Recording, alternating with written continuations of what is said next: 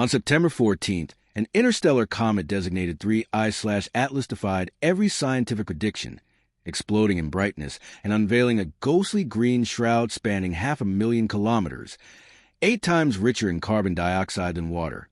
Its abrupt surge left even seasoned astronomers scrambling as message boards and official communication channels flooded with confusion and alarm. At this very moment, 3I/Atlas is accelerating toward a close encounter with Mars, trailing an anti-tail that points directly at the sun, while most major observatories have gone mysteriously silent. The closer 3I/Atlas drifts toward Mars, the more unsettling it becomes. What triggered such a cosmic anomaly? And why is critical data disappearing just as the mystery intensifies? The answers challenge our fundamental understanding of nature, technology, and scientific transparency. The anomaly began on the night of September 7th. Spreadsheet analysts, some in Tokyo, others in Arizona, watched their live data plots veer wildly off course. 3I/Atlas, expected to brighten by mere fractions of a magnitude per week, instead surged by plus 1.6 magnitudes in less than 72 hours. The first raw measurements, time-stamped and uploaded by amateur astronomers like Robert McNaught and K. Yoshimoto, told an impossible story. Magnitude 10.4 at 2300 hours Universal Time Coordinated, then 8.8 just before dawn. A surge of that magnitude isn't a minor footnote. It's a siren call. Within hours, the Comet OBS mailing list in Cloudy Nights Forum erupted with fresh data points, each one vaulting above the forecast curve. The usual gradual climb had transformed into a vertical wall.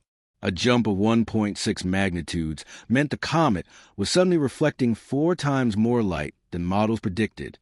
Imagine a dimmer switch cranked to maximum in the dead of night. Some argued it was an outburst, a pocket of CO2 venting through the crust. Others whispered about instrument artifacts, aperture effects, the risk of capturing too much coma and mistaking it for a genuine flare. But the numbers kept pouring in, each new entry a challenge to establish rules. For a few electric hours, the story belonged to the night owl amateurs. Their raw plots, posted in real time, became the pulse of a global skywatch. No one knew what the next data point would reveal, but everyone understood the stakes. When a light curve breaks, the cosmos is communicating something we don't yet have words for. The numbers are almost incomprehensible. As of mid-September, 3I/Atlas, a nucleus no wider than 3 kilometers, possibly much smaller, was venting carbon dioxide at a rate of 129 kilograms per second. For scale, that's a small truckload of frozen gas vaporizing every single minute from a body smaller than most city parks. Hubble's sharpest images constrained the solid core to roughly 2.8 kilometers across.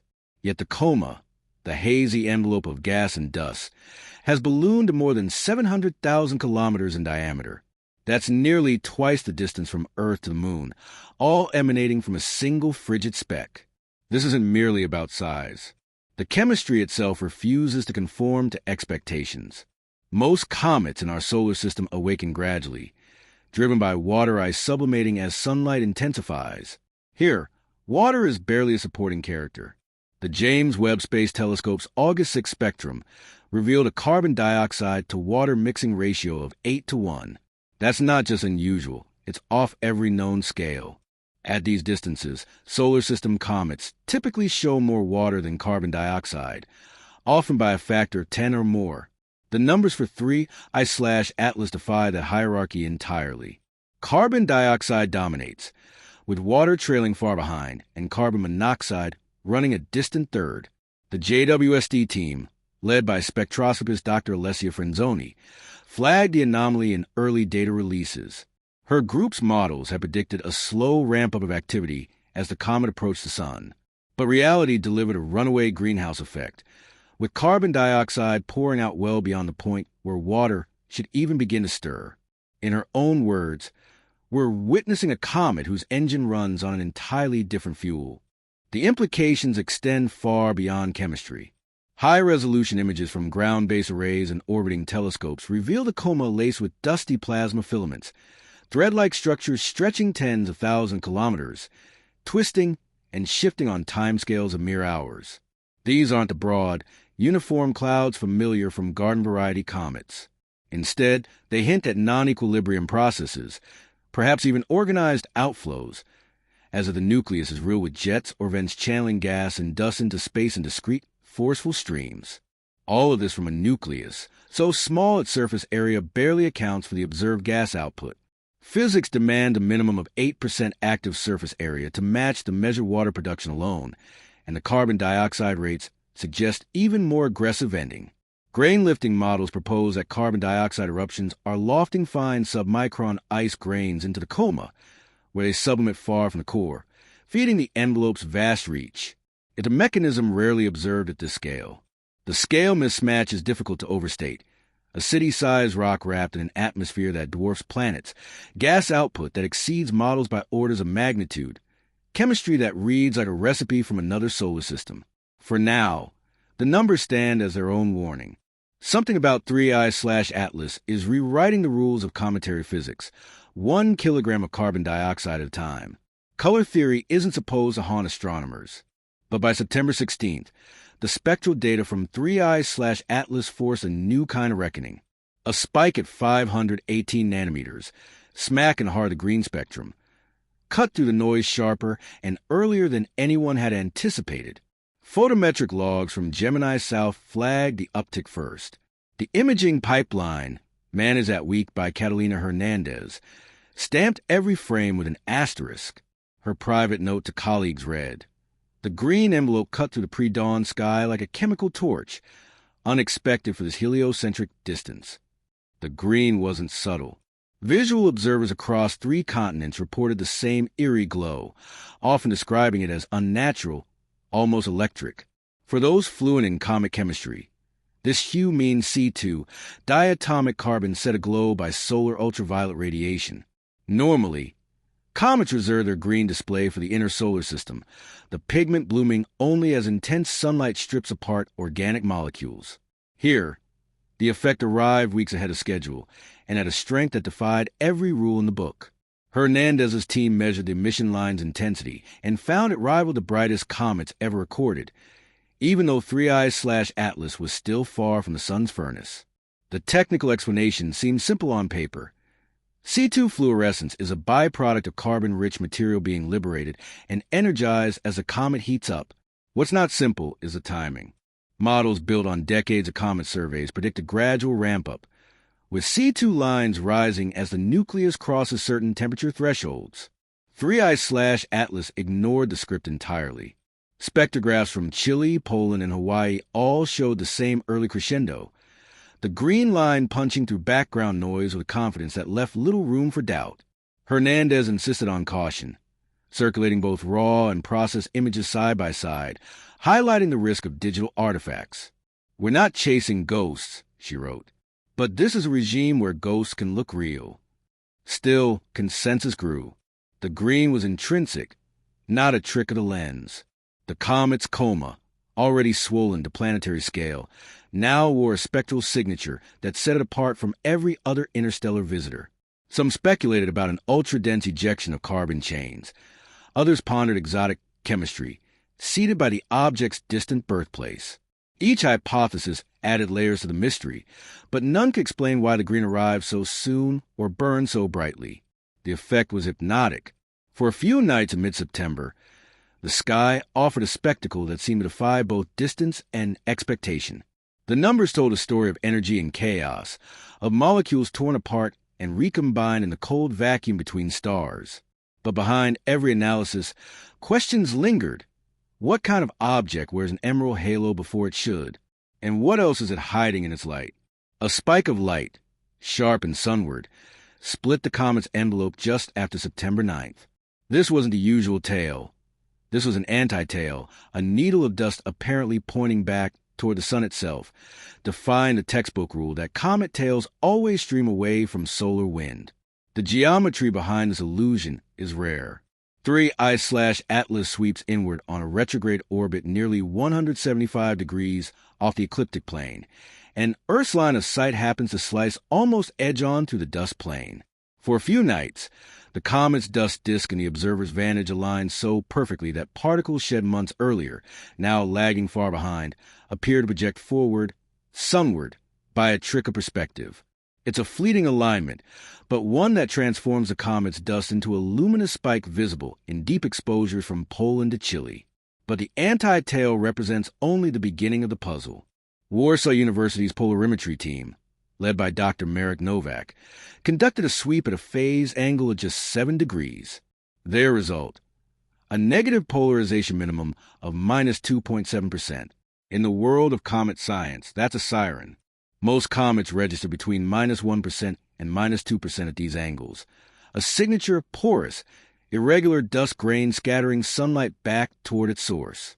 Here, the value runs deeper, stronger than any recent comet, including the infamous sighting Spring.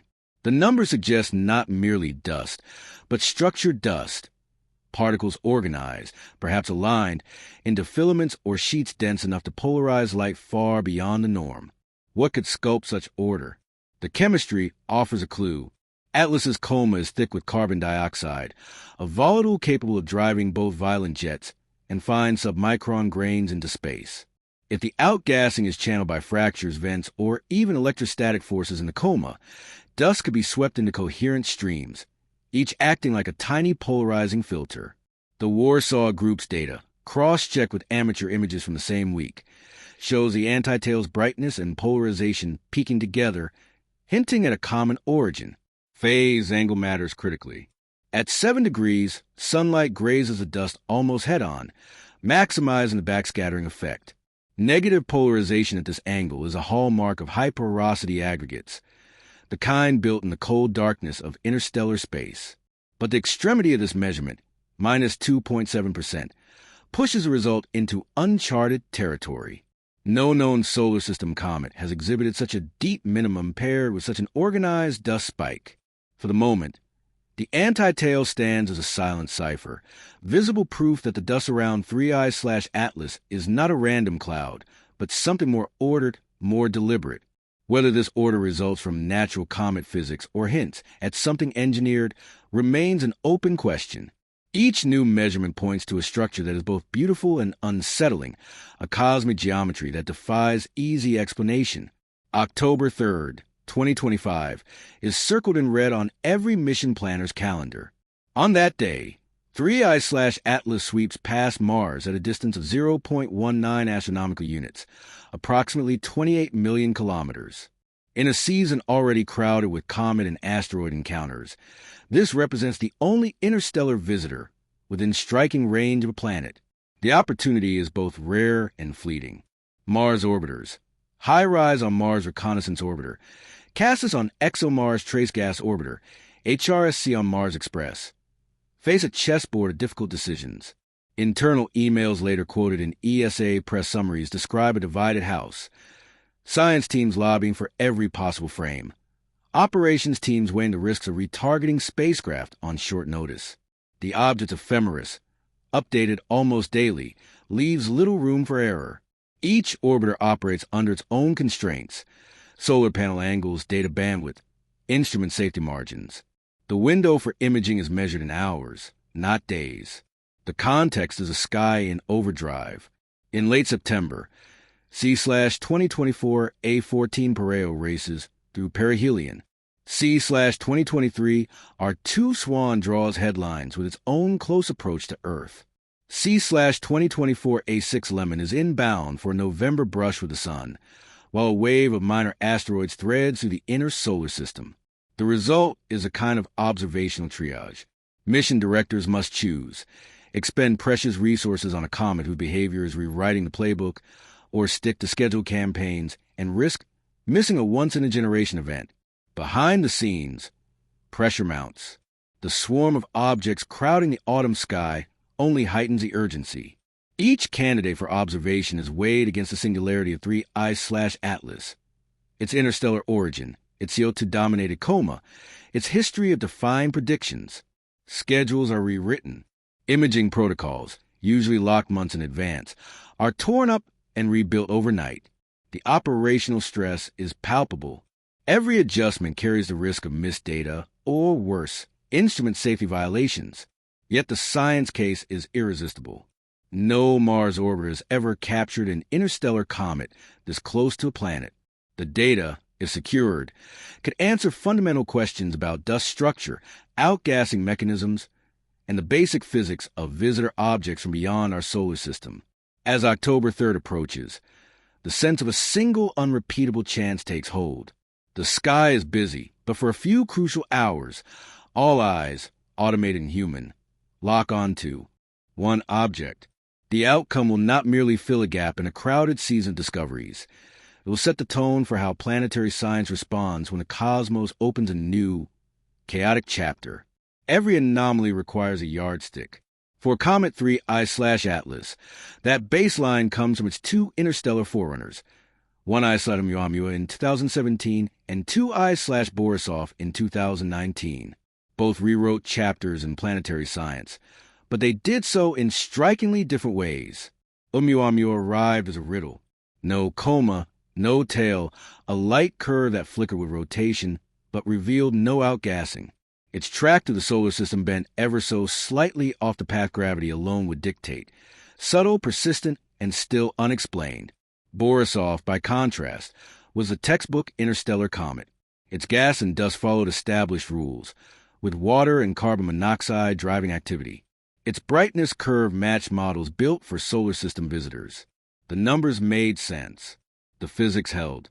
Scientists, wary of overreacting outliers, built their expectations for 3 I/Atlas on these precedents.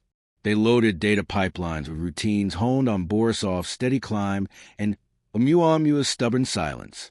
The expectation: a light curve that would rise predictably with heliocentric distance, a coma that would expand in step with solar heating, outgassing that would sketch a familiar, predictable arc acceleration datasets from both ground-based and space telescopes were primed to flag any deviation from gravitational motion, just as they had for Oumuamua's curious drift in Borisov's classic tail.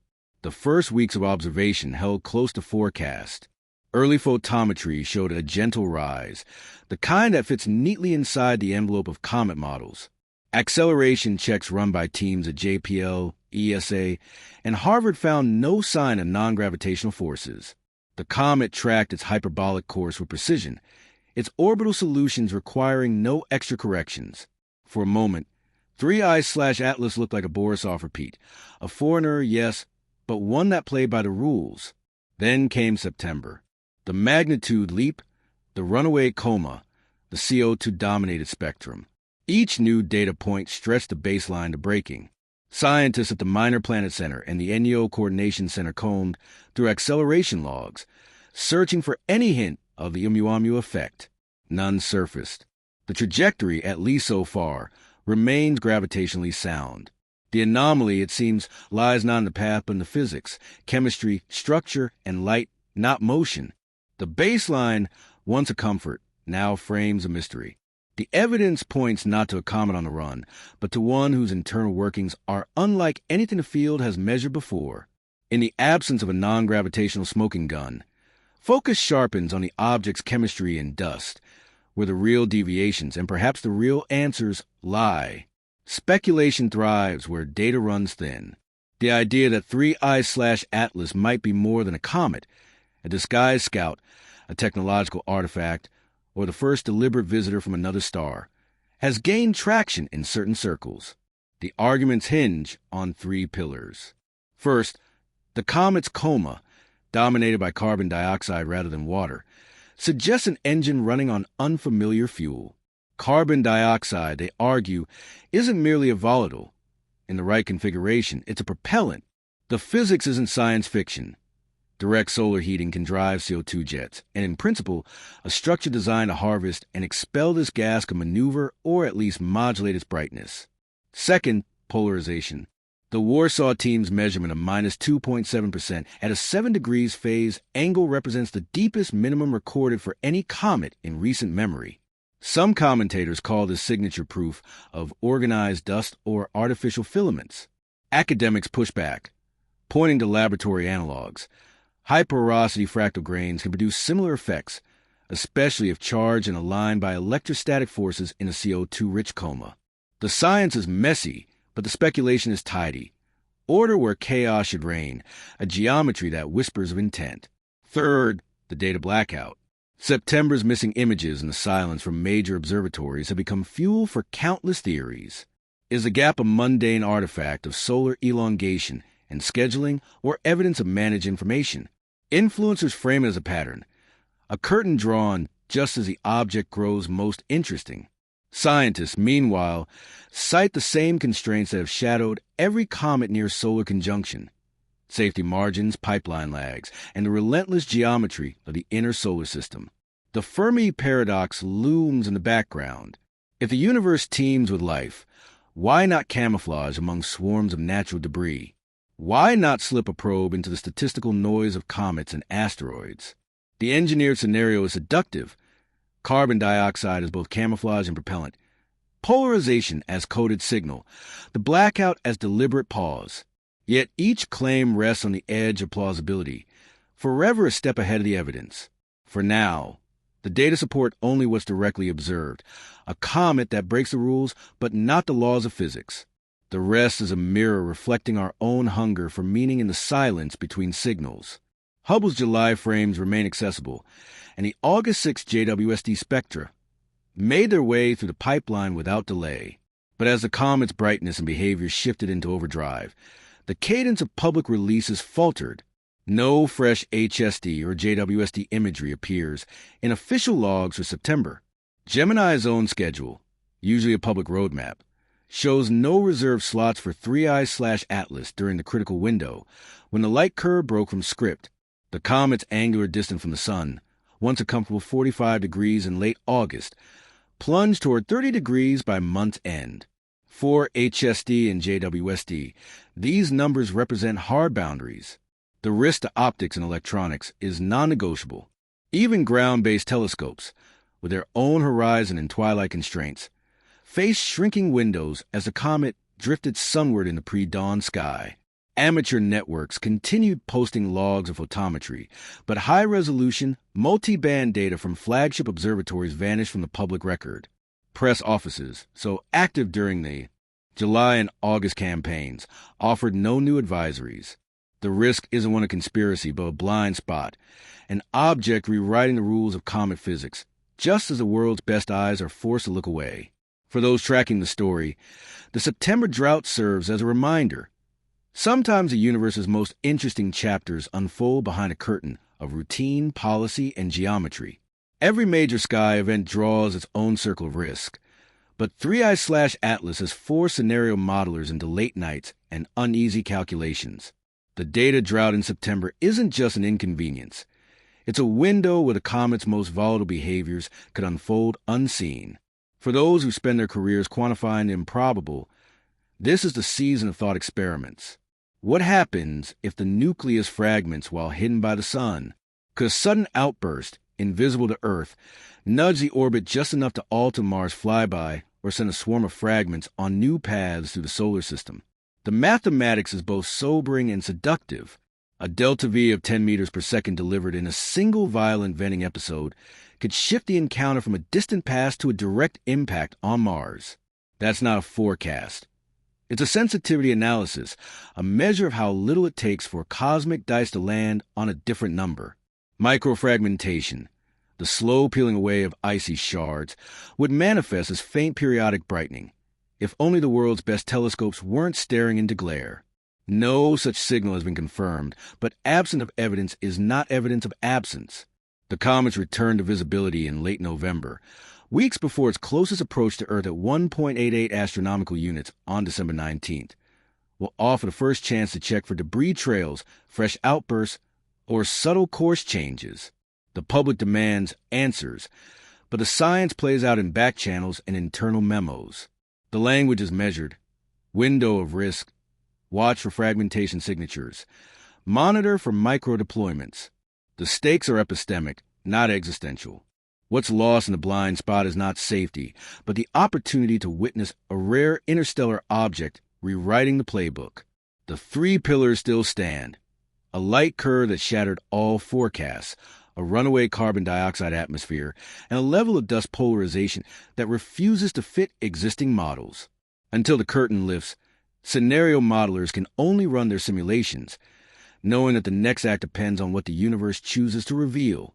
On September 14, 2025, the Minor Planet Center recorded a plus 1.6 magnitude surge in 3I/Atlas's brightness, triggering a global response. Spectroscopy soon revealed a carbon dioxide-dominated coma exceeding 700,000 kilometers in width, surrounding a nucleus smaller than 2.8 kilometers across. Unusual polarization readings peaking at minus 2.7% near a 7 degrees phase angle remain unexplained by current comet models. Despite public images from HSD, JWST, and Gemini through late August, September data releases became sparse, with no official explanation beyond proprietary data windows and observing geometry constraints. No non-gravitational acceleration or radio signals have been confirmed. As 3I/Atlas passed Mars at 0.19 astronomical units on October 3rd, most of its perihelion passage remained hidden behind the Sun. Whether its anomalies reflect rare natural physics or unknown origins, the evidence so far points to a genuine gap in our understanding. As new data emerge after solar conjunction, the answers, if any, will come from what is observed, not what is imagined. The cosmos has delivered a puzzle wrapped in green light and carbon dioxide. What we do will define not just our response to 3I/Atlas, but our readiness for whatever comes next in the darkness between stars. November 27th, 2025. Dawn breaks over the Atacama Desert as 3I/Atlas emerges from behind the sun's glare after 8 weeks of enforced silence. The Very Large Telescope's adaptive optics system locks onto coordinates that should contain a fading, predictable comet. What it finds instead stops the night shift cold. The nucleus is split, not fragmented chaotically, as comets do when thermal stress cracks their icy cores. Not shattered into a debris cloud, split cleanly into 7 distinct fragments arranged in a geometric formation spanning 12,000 kilometers. Each piece maintains precise spacing, like beads on invisible string, all still wrapped in that characteristic green glow. Dr. Yuki Tanaka at the Subaru telescope confirms it independently within the hour. Her voice on the emergency conference call is steady but strained. The geometry is too regular. The orbital mechanics don't support random fragmentation. These objects are their coordinating. By noon, Dr. Merrick Novak's team releases their bombshell follow-up to September's polarization mystery. They've been quietly analyzing archive data, cross-referencing that impossible minus 2.7% reading with spectroscopic signatures. The correlation is undeniable. The polarization spike occurred in precise 37-second pulses during the September 9th to 14th window, the exact period when the comet was brightest and most active. 37 seconds. The number haunts every discussion. It's too long for random thermal fluctuations, too short for rotational effects, too precise for chaos. The dust wasn't just organized, it was modulated. Natural explanations collapse under scrutiny. Electrostatic alignment of dust grains can't maintain coherence across thousands of kilometers. CO2 jets pulse on scales of minutes to hours, not with clockwork precision. The Warsaw team's paper, rushed through peer review in 72 hours, concludes with unprecedented candor. We observe a level of structural organization that challenges our understanding of cometary processes.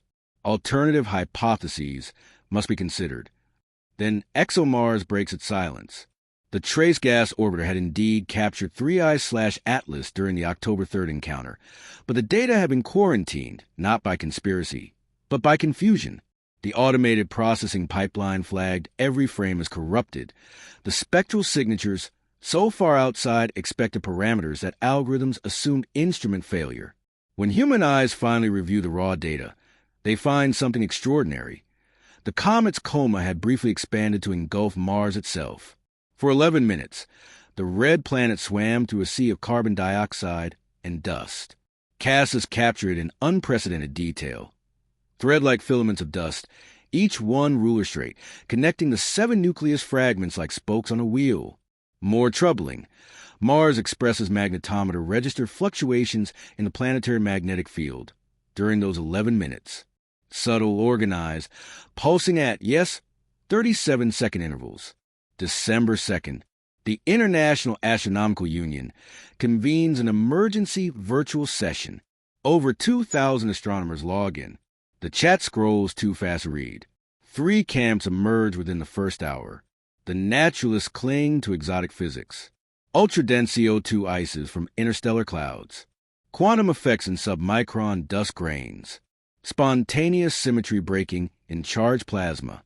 Each theory more elaborate than the last, each struggling to explain not one anomaly, but the entire cascade. The magnitude surge, the chemistry, the polarization, the geometric fragmentation, the pulses.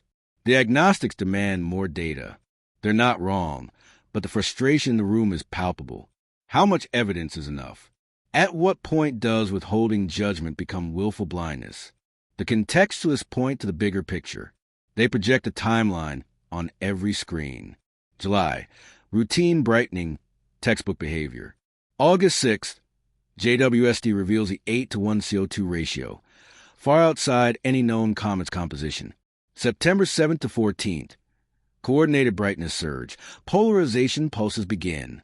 October 3rd, geometric fragmentation complete, Mars encounter, magnetic anomalies. November 27th, 7-part formation revealed, maintaining perfect spacing. Dr. Alessia Franzoni, the JWST spectroscopist who first flagged the CO2 anomaly, takes the floor. We build our models on solar system comets, objects that formed here, evolved here, belong here. What if we're not looking at a comet at all? What if we're looking at something that learned to look like a comet? The silence that follows stretches for a full 20 seconds, an eternity in a room of 2,000 scientists. That evening, Dr. Avi Loeb's group at Harvard releases an analysis that sets social media ablaze. They've modeled the energy required to achieve 3 I/atlases, observe behavior naturally versus artificially. Natural scenario requires a nucleus to be 40% more active than any measured comet, venting from 95% of its surface area, physically impossible for a rotating body, with a thermal conductivity 5 times higher than any known ice, sustained for 2 months. Artificial scenario requires 180 kilograms of carbon dioxide vented per second, exactly what was measured, plus minimal directional control achieved through asymmetric outgassing. Total energy budget, equivalent to a large industrial power plant running for 2 months, achievable with advanced nuclear systems or efficient solar collection. The paper's conclusion is carefully worded. While exotic natural explanations cannot be ruled out, the artificial hypothesis requires fewer violations of known physics. The internet erupts. Hashtag Atlas's A probe trends worldwide within an hour. Skeptics and believers wage wars in comment sections. But in the professional journals, in the private channels where scientists speak frankly, a shift occurs. The conversation moves from if to how will we know for certain? December 5th. A consortium of SETI researchers, mathematicians, and comet specialists begins analyzing the 37-second pulses. They strip away the obvious: rotation, thermal cycles, orbital mechanics. What remains is a sequence of 214 distinct pulses recorded during the September window, each varying slightly in intensity and polarization depth. Binary is the first attempt. No pattern. Prime numbers. Nothing. Then Dr. Sarah Chun, a cryptanalyst on loan from MIT, suggests treating the variations as a multi-dimensional signal. Intensity, polarization angle, duration, interval. 4 parameters per pulse. The breakthrough comes at 3 a.m. When mapped onto a 4-dimensional phase space and projected back into 3 dimensions, the pulses sketch a shape, a helix. Not random, not noise, a deliberate geometric structure embedded in the flickering of dust and light. Is it a message? A beacon? A test to see if anyone is watching? The team publishes their methodology, but refuses to speculate on meaning. The data speaks for itself. Intentional structure in what should be chaos. Now it's December 18th, one day before 3I/Atlas makes its closest approach to Earth at 1.88 astronomical units. Every major telescope on the planet has been retasked.